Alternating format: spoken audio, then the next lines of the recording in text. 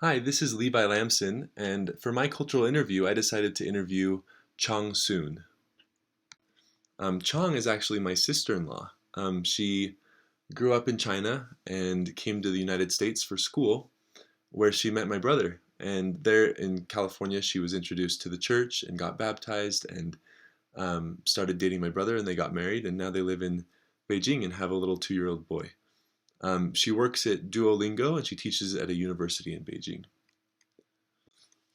My interview with her was super interesting, and one of the topics we talked about was healthcare in China. She explained the difference between the public healthcare system versus the private healthcare system in China, just like many other countries have. Public is very affordable or free and subsidized by the government, but generally you have a lot longer waiting times and it's a lot more difficult to see a specialist. Private, on the other hand, is um, very little waiting times and you can see specialists, but it costs a lot more because you have to pay for that out of pocket. A lot of employers often offer subsidies for private healthcare in China or some health insurance plans. I was curious to know if she was ever treated by traditional Chinese medicine, um, but she said that Western medicine is actually the predominant form of medicine in China.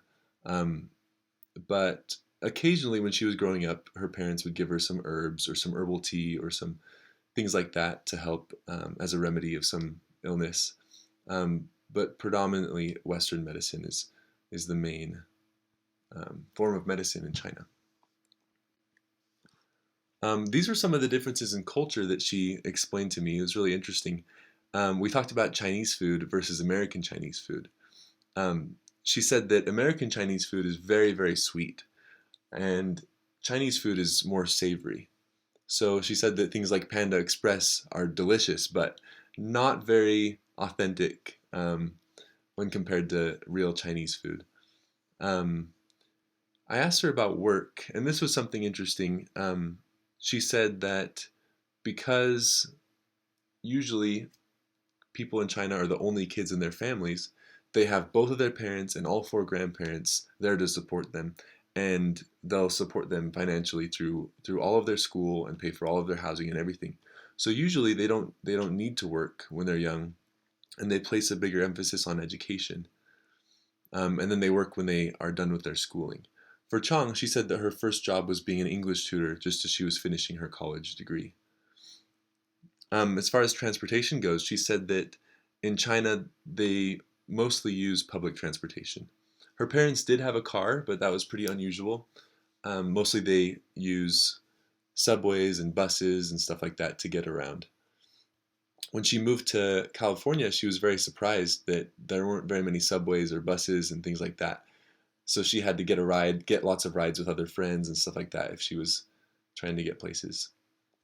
I asked her about chopsticks and about fortune cookies, these things that we kind of associate with China. She said that chopsticks they use all the time for every meal.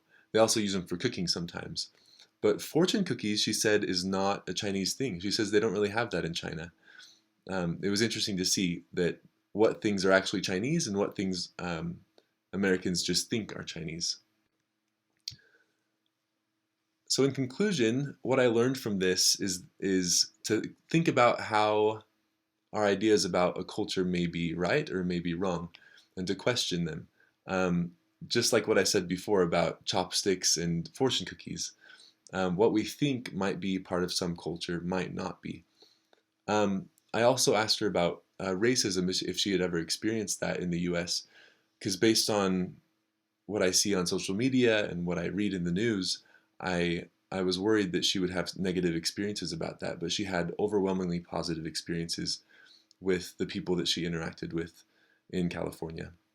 She said part of that could be because she was at a very diverse university, but she had very positive experiences.